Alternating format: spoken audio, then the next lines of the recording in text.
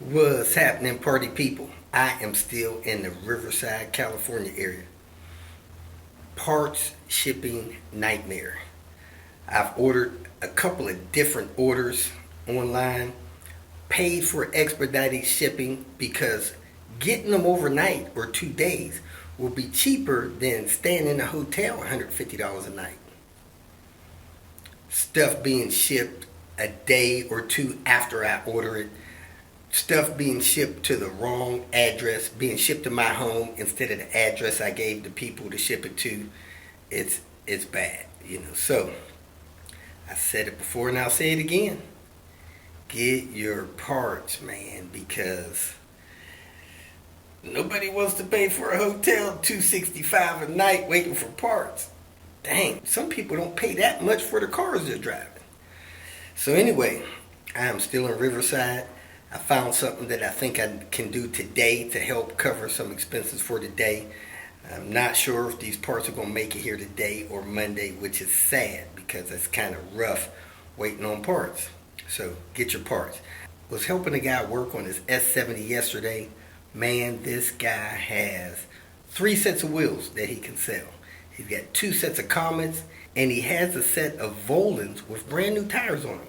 He put brand new tires on them a few years ago, and the tires have since aged a little bit, but they're in his shed, so they're probably still good tires. Reasonable price. If you're interested, let me know. I'll get you guys connected.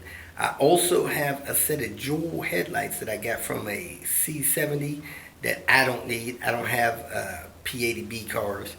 Man, you could get those jewels and brighten up the headlight situation on your car. So today's video, I was messing with a Toyota Camry.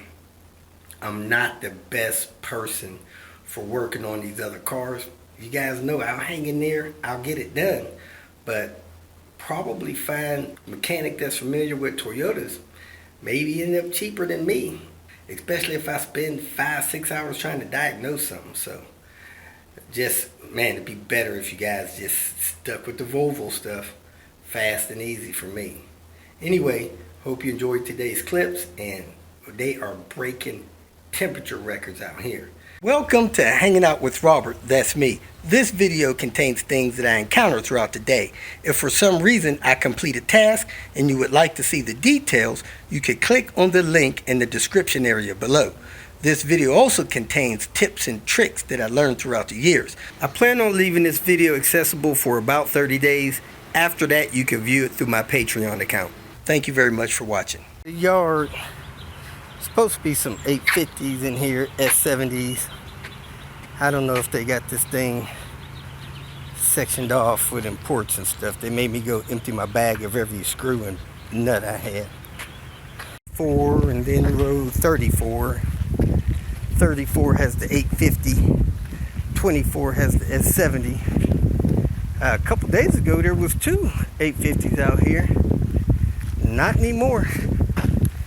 You gotta get them when they're out here. Just a few days later, one of them's been crushed. So let's see if we can find anything useful. This place is a mess.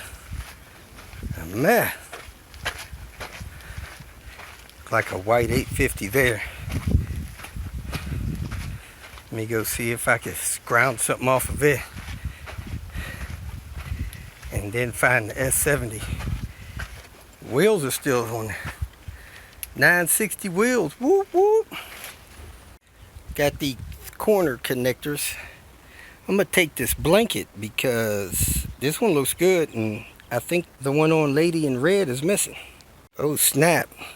This was an 850R.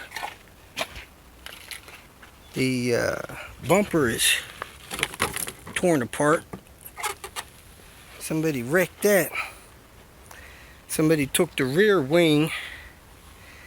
It's still got the seats in this birch dash in it.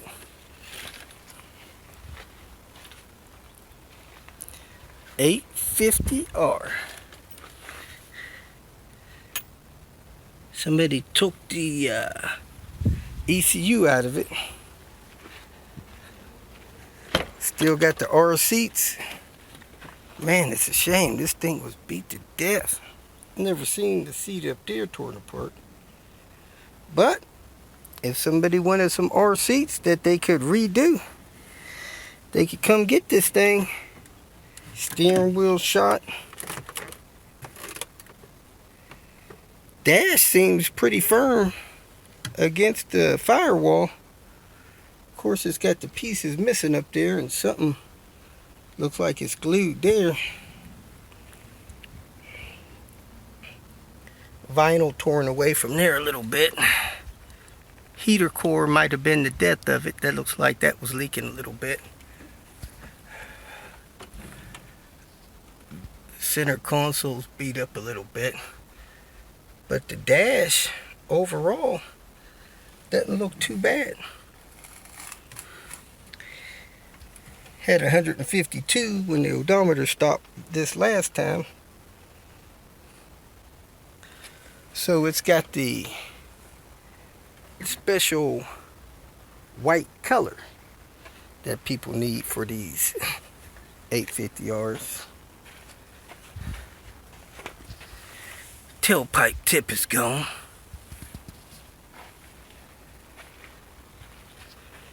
I guess the door card stuff is probably gone too.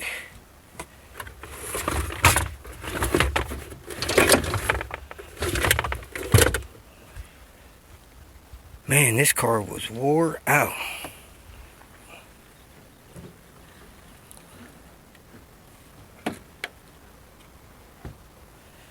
Yes, sir. It was an R. Door panels and door cards missing.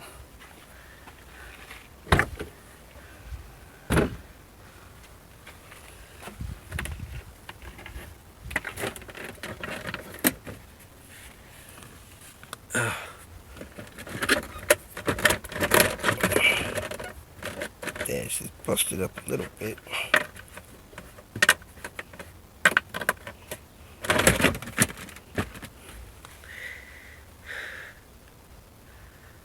Wow. That's a shame that's chipped up there.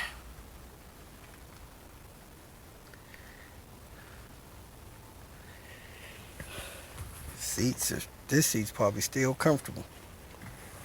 Just we need a driver's seat. These seats actually clean up pretty good. People be surprised how well these seats clean up. But yep, somebody had done the headliner on it. The headliner is newish. See what condition the struts are in.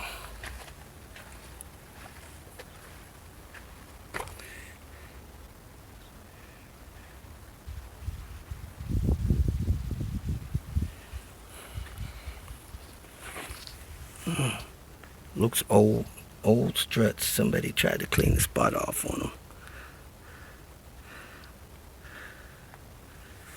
Well, isn't that special? 850R in the salvage yard. It still has that rear anti-sway bar and the front one. If somebody wants to come grab that stuff, it's supposed to be better than not having one and better than the other stock stuff. So that's available. Riverside, LKQ. Well, how about this? S70 on the crush row, and it's a manual. Looked like somebody took a few parts off of it. Maybe the parts off the inside. The shift cables are gone. Bracket's still there. Of course, it has internal slave, but man, the transmission's still here. That's a winner right there. Still got the transmission.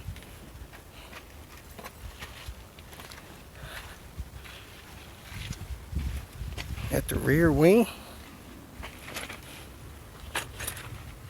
See if it's got the clips on it. Trunk is closed.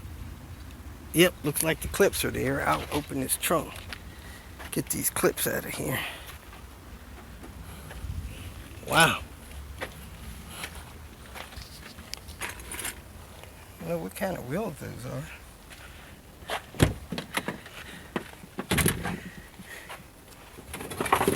Ooh, this thing is hot. Man, the transmission is worth as much as this other stuff is. I don't know why they left that. Let me crawl in here and see if I can pop this trunk. If I needed a transmission, I would be taking that thing.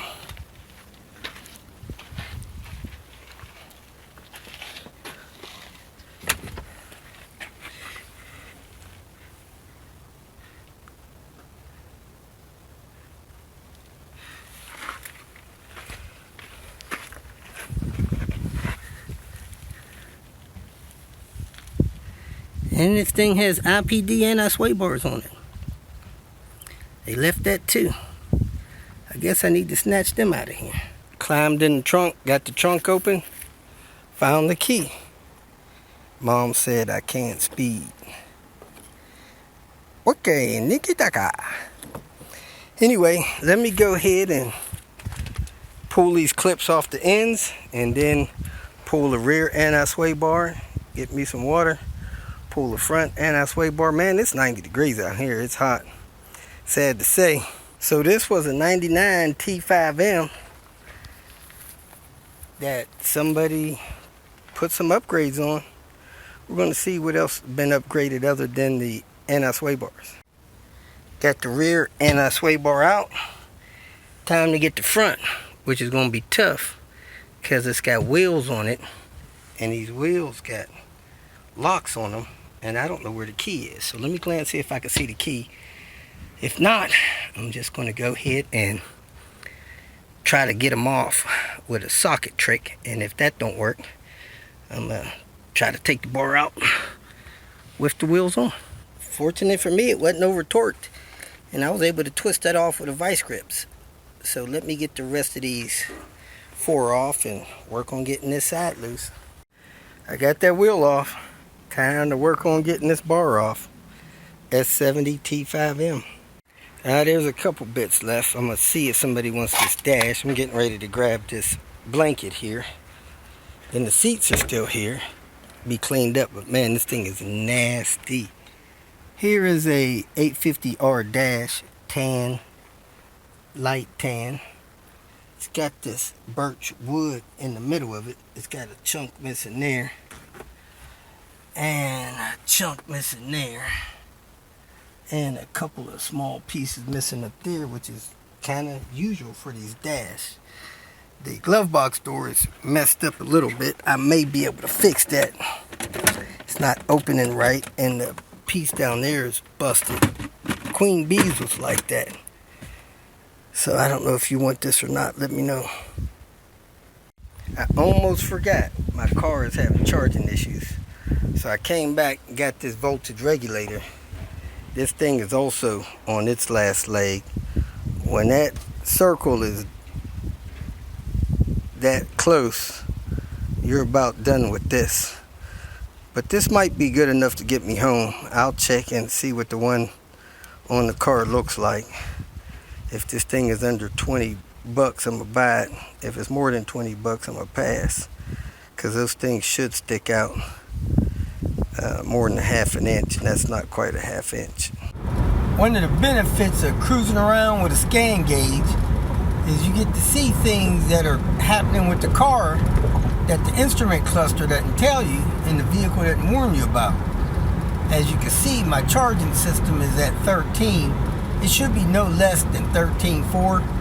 When I'm driving around town, stopping at red lights and stop signs, that thing's dropping all the way down to 12.4 and 12.6. So I need to do something about my alternator charging system before this thing fails me.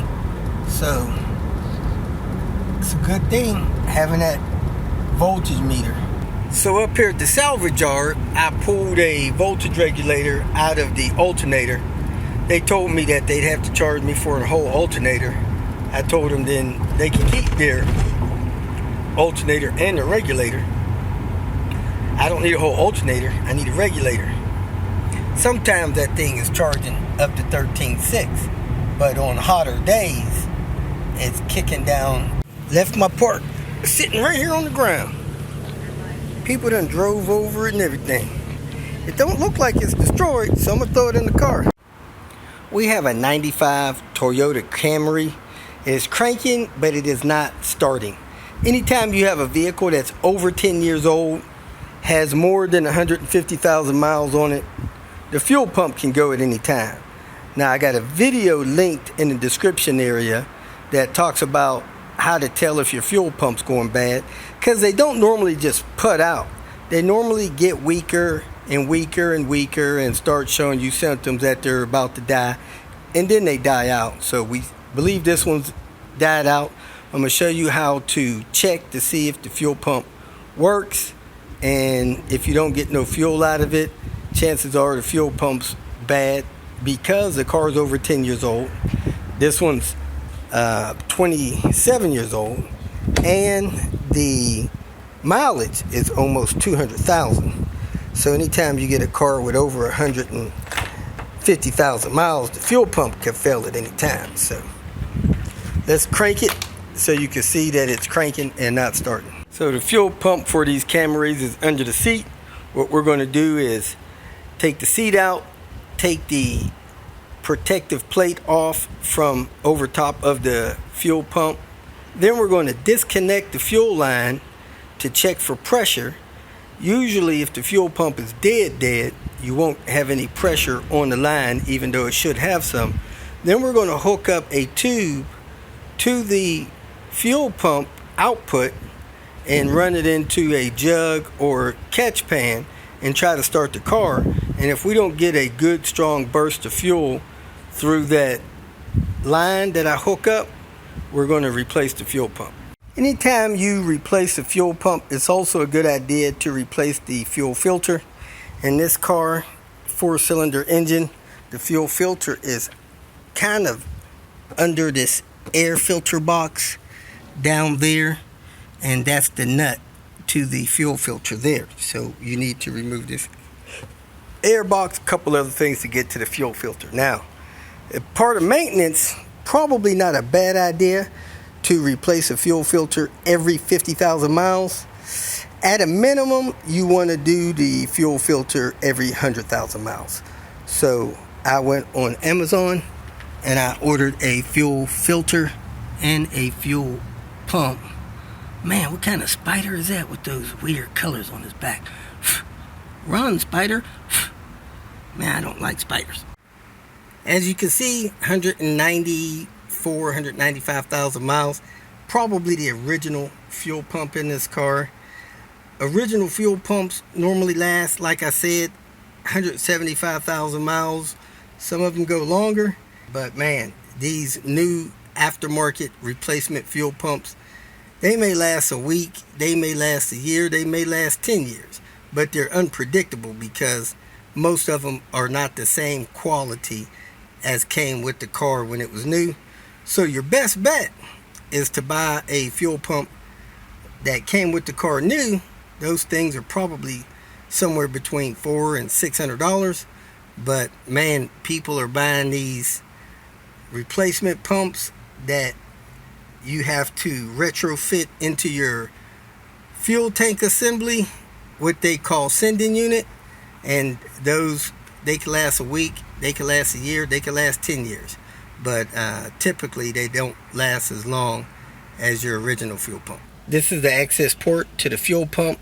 Under the seat, you have a screw there, a screw in this corner, a screw in that corner. I took all three of those screws out. They're Phillips head screws.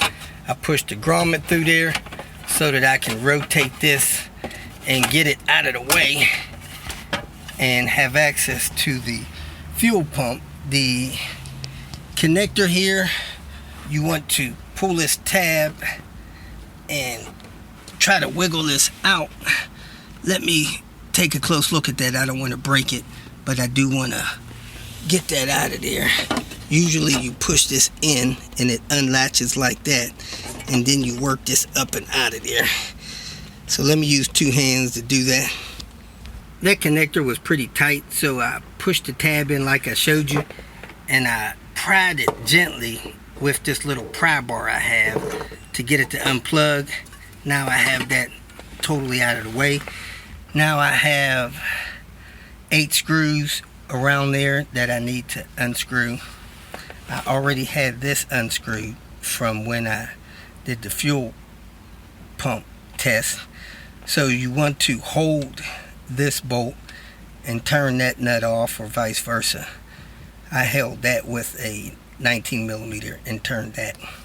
I got that back out of the way. Now I'm gonna get a pair of pliers and I'm gonna squeeze this in and pull this back, and then I'm going to try to gently get this hose off of this line here with a pair of pliers. Don't damage it with pliers. It's best to take your lines loose before you take your cap loose off the tank. As you can see, I moved this little clamp back. I squeezed it with these pliers and pulled it over. Now I put my pliers on the line and I gently wiggle it back and forth to break it free from the line, and then I try to push it off of the line like that so that it's loose from the line. Now I'm going to take these 8 screws loose. You could either use, looks like a 7mm, which is probably better, or your Phillips screwdriver. Unscrew those 8 screws. Now I'm going to take the fuel sending unit off. It's got rubber gasket there. You can see these rubber things here. These are Phillips screwdrivers or 8mm screws. I'm going to use an 8mm and unscrew those, and then just gently massage this fuel sending unit off of the tank. Make sure you got well ventilated area because you'll be smelling gas. Before you start taking any of these lines off or taking the fuel sending unit out, you may want to open the gas cap and let any pressure in the tank vent off. That will reduce any fuel spillage. Careful not to drop any of these screws as you're removing them. You don't want them falling under the car, falling on top of the tank and stuff like that. Then you have to fish for screws. So carefully remove the screws, set them aside where you won't lose them. And then once you get all the screws removed, again the gas cap is open. You want to massage this up and off. Mine wasn't stuck at all, it just came right off. And this is your fuel sending unit. Be careful you don't damage your float as you're coming out. As you can see, I'm coming out on the angle, not to mess up the float. Fuel full tank of gas, which is not fun. It is what it is. Lift this up and try to spill as little fuel as possible in the car. You don't want to be smelling gas for the next 1,000 miles. You look down in the fuel tank, it should be very clean in there. There's no reason for anything to be in your fuel tank. Gas stations these days are required to filter their fuels, and there should be nothing in the tank. And if the fuel is fresh, it should be nice and clear. If it's cloudy or brown looking, it's probably old gas that you should get out of there. So once you get the fuel sending unit out, you want to set this back on top of there and reduce the amount of fuel fumes that's going to be getting in the car while you work on the sending unit. If you're replacing the pump like I am, if you're putting a new sending unit in, just drop it in there. You should be good to go. I have the floor lid back on there to reduce the amount of fumes coming in the car. I got the sending unit out of the car. Let's go ahead and show you the pump that I have to put in the sending unit. Whenever you're putting a part in your car, I suggest you get a good quality part that should last a while. There's such a price difference in these different pumps. It's kind of hard to, decide. There are some names that I'm familiar with that's been making fuel pumps for 100 years. Bosch, Denso, Helco, of course the OEM pumps, Walboro, stuff like that. I recommend you try to get one of those pumps. Those will probably start around $75 and go up from there. Man, they got pumps on some of these websites that, they start at $12. The term, you get what you pay for. I don't recommend you do that. All that aside, you got your plug here, 5 pins. Only 2 of these pins run your fuel pump. you got a positive and a negative. So you see that little plus there, this is the positive side of the pump, and the connector, this is the pump that's in the sending unit. The pump that I have looks to be significantly longer. So let's take a look at that pump. It might have a hard time fitting in there because it's a lot longer than the one that's coming out. So actually it's about the same size. Here's the sending unit. You got all these wires coming in here. You see these two wires here, this blue and this black. Those are the ones that power the fuel pump. The black one is going to the negative. The blue one is going to the positive.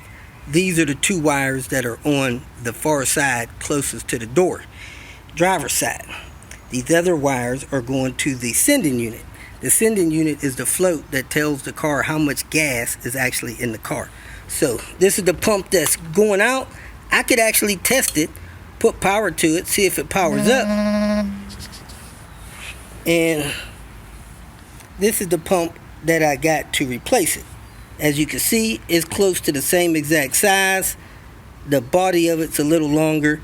So what I want to do here is take the dust caps off of it. Look like the dust cap fell off the bottom, and hook up the connector and put power to it to make sure this pump works. I don't want to put a pump in that doesn't at least appear to work. So let's go get our jump box to test that. Then we can also test that one, see if it works. Maybe try to figure out why it wasn't pumping, but that's a moot point. We got a replacement and it's all ready to go. Here's the pump. I removed the cap off the top and bottom. I have my jump box hooked up to positive. When I clamp this negative on here, I should hear this pump run. Kicked on, appears to be running strong, pushing air out that way, sucking air in that way. So that pump is going to be pumping fuel when we hook it up to the car, and that's how it sounds. Pumping action.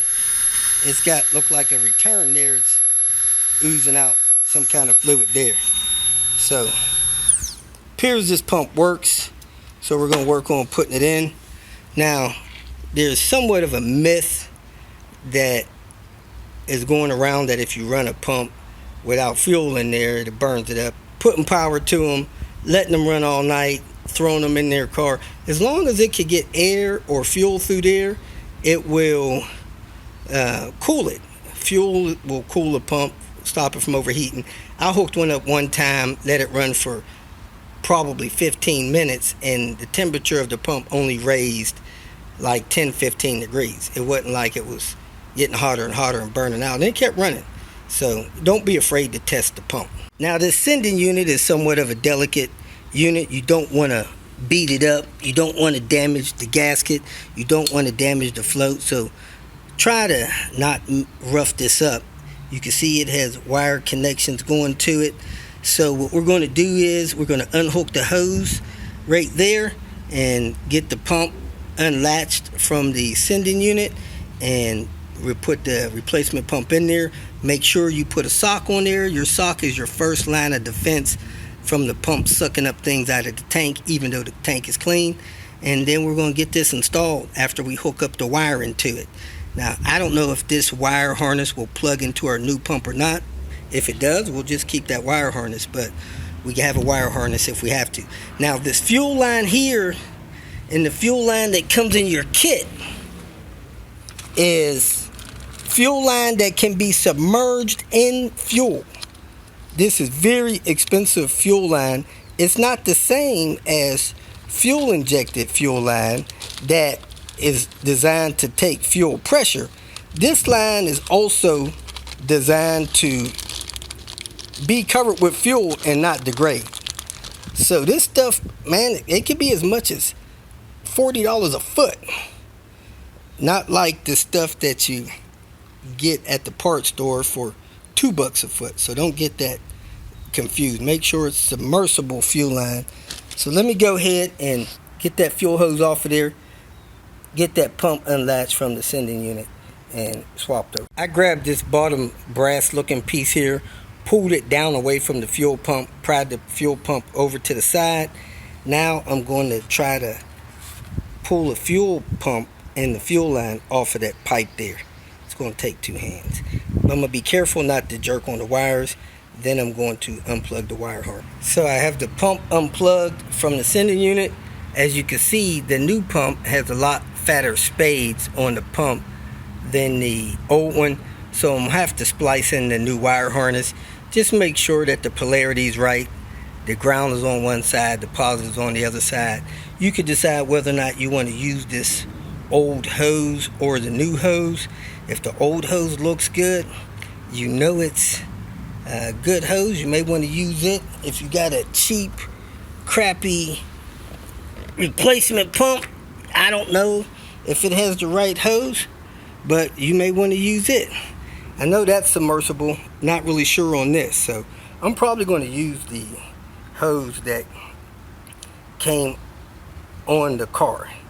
So let me go ahead and undo this wire harness, splice in my new wire harness, and get this pump set in place and get the sock on. When I look at this sending unit, I see that there's some kind of resistor or something in the line.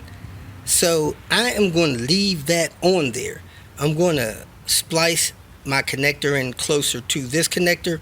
I'm not going to bypass that. You want to leave that on there. That may be picking up noise to help the fuel pump get cleaner electricity. So try not to disturb that. So let me cut this off, splice my wires in. They do not have to be weather tight. It's good if you solder that stuff on, but you can crimp them on. That'll be okay. Again, try not to rough anything up or break anything. I crimped them on. As long as wires don't touch each other in there, that's fine. You could heat shrink them if you want, or use the kind of connectors that have shrink wrap in them. This is what I got out in the field away from electricity, so this is what I'm going to do. So let me go ahead and set the pump in place. This is the part number on the pump that's in the car. As you can see, it's a Denso pump. There's a piece of rubber that came in the kit. Looks like it'll go on the bottom of the pump and almost fit on the bottom of here. I'm probably going to cut these little tabs off of it so it'll fit down in there right. And I'm going to use this instead of the one that I got off of there. The one that I got off of there is like this. So that should be good. I might be able to even use the one that came off of it.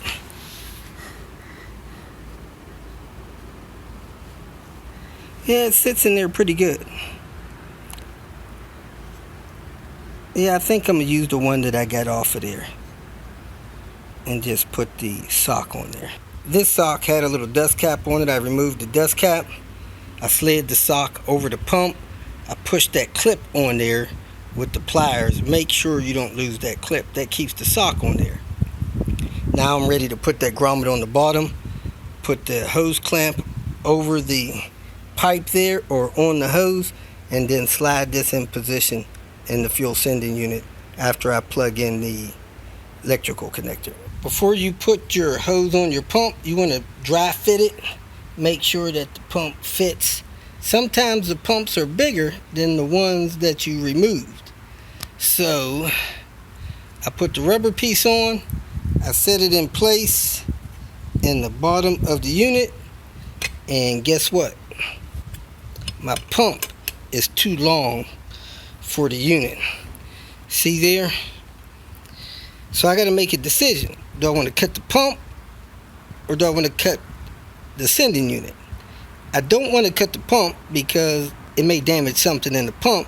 So I'm going to cut this sending unit, leave about 1/4 of an inch gap there so that my hose could take it up. So I won't have my little barb there anymore, but I'm going to cut this pipe about 1/4 inch higher than this fuel pump is, because this fuel pump is bigger than the last one.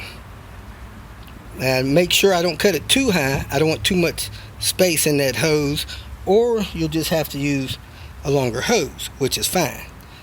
But I want to use the hose that was in there because it's still pliable. It doesn't have any damage, and I know it's submersible fuel hose 100%. I feel good about that. It says tank fuel hose on it. This one doesn't have anything on it. So let me grab my hacksaw and cut this pipe about a 1/2 inch off of it. I put the pump up here without the rubber grommet, and man, that thing does fit in there. It's about 1/4 inch longer than the last pump, so I could bend this open to get this to fit. I decided to cut the pipe. I didn't want it putting too much pressure on that rubber grommet on the bottom, so that's about how much I took off. I filed off the rough edges, hung it down. I'm gonna blow through this hole to blow the little metal shavings out, and it should be good to go. So there we have it, the pump, the sending unit, the hose on there and clamped, the wires connected. That's still plugged in. So I'm going to plug this back in. Make sure your gasket is good. If it's got tears in it, you might want to order a new one from Toyota. I'm going to set this in place, screw this down, hook up the connectors, and I'm going to change the fuel filter before I pressurize all this stuff up to the engine. Put all of your screws in, turn them a few times with your fingers before you tighten any of them down. Make sure all of them are started. Snug them down. This is not a wheel lug nut. It don't have to be super tight. Just snug them down. Then hook up that fuel line, and that electrical connector, and then put your cap back on the floor. When you're making your connection, massage that thing down till you hear it click. I think it clicked while I was talking. All the way down on the bottom. These 3 screws on this cap, you just want to snug those down. They're screwing in the plastic. Just tighten those down with 2 fingers on the tool. Then make sure your grommet is in there correctly. Now you can put your seat down, but you may want to test this before you put it all together. We already tested the pump. That's just a backup test. Next, we're going to change this fuel filter. So the first thing we're going to do is take the air box out, unscrew that either with a 10mm or Phillips. Take the top of the air filter box off, set that aside, take the filter out, unplug this sensor back here, and then unscrew the base of the box to get that out of the way. Pull the clip back here, pull that clip back there. Take this clamp loose. I used a 10mm. Looks like something's clamped there. I'm gonna put a 10mm on that. Then I'm gonna pull the clip off the back there. And there's another one over there. And this should come up and out of the way. Actually, you just have to pull this hose out of there. You don't have to pull that last 10mm over there off. Ugh. Okay, when I pull this hose off, I should be able to pull this up out of there. You see how I removed that hose from that clip there? It was in the back of there. I tried to push the button and release it and pull on it. It pulled the whole sensor out of the grommet, which is fine. And oh, I got another 10mm here that I need to remove so that it'll let go the top of the box. Maneuver the air filter lid out of the way, pull the air filter. Now you got 3 10mm here. Pull those.